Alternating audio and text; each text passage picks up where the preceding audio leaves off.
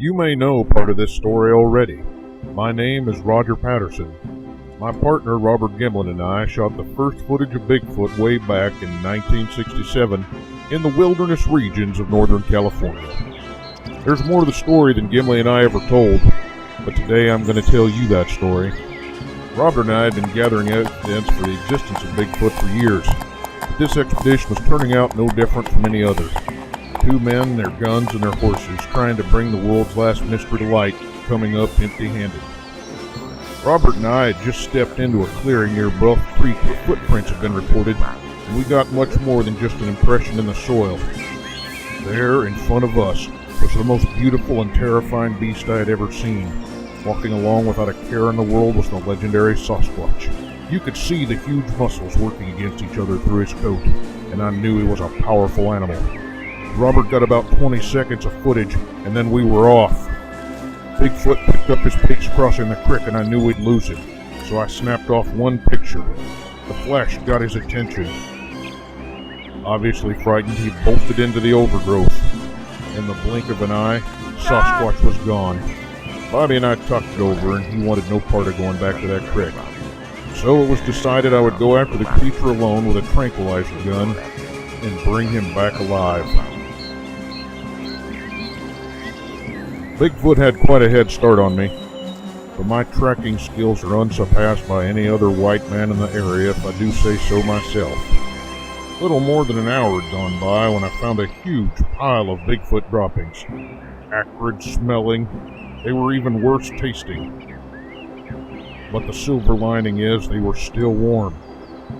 So I knew he was close, but where was that gentle giant? I had about given up hope for the day. Looking around, the sun started to drop, but then I heard a rustle.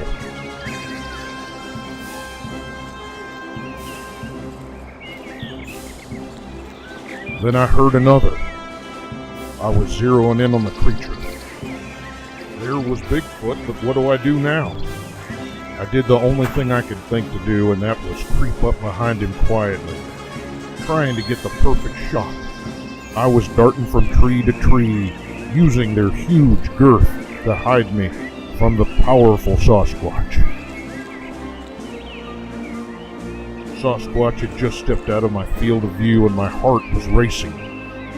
I would have to step out from behind the tree to reacquire a visual contact. When I stepped out, I almost bumped into the creature. He spun around, and our eyes, not 3 feet apart, locked. Then, the creature reached for me. But the creature wasn't bent on violence. It wanted to knock my boots. The creature carried me to an abandoned hunting cabin and raped me brutally for hours, leaving me broken and bleeding on the floor. It's true what they say about big feet. When I came to, I realized that in spite of being sore, I loved and needed this creature. His giant, loving hands that had brutally beaten and loved me would forever haunt my dreams. I explained that I didn't know if the definition of marriage included one man and one Sasquatch, but nevertheless, I asked the creature to be my mate for life, and he agreed. I was the happiest cowboy in the whole wide world. Later, at camp, I introduced Bigfoot to Bobby, and Bigfoot told the story of how we had met, and we all had a good laugh. Later, though, I was having a hard time coming to terms with all that had happened and with my feelings for this giant creature. I decided there was only one way out for the both of us. I knew exactly what I had to do. Kill Bigfoot. Well, Bobby and I, we hightailed it out of there. We swore a vow never to tell anyone the entire story. As the weeks droned on, I tried to drown my sorrows with whiskey, but Sour Mash, my friend, does not mend a broken heart, even though Bobby had tried to pull me back from the brink.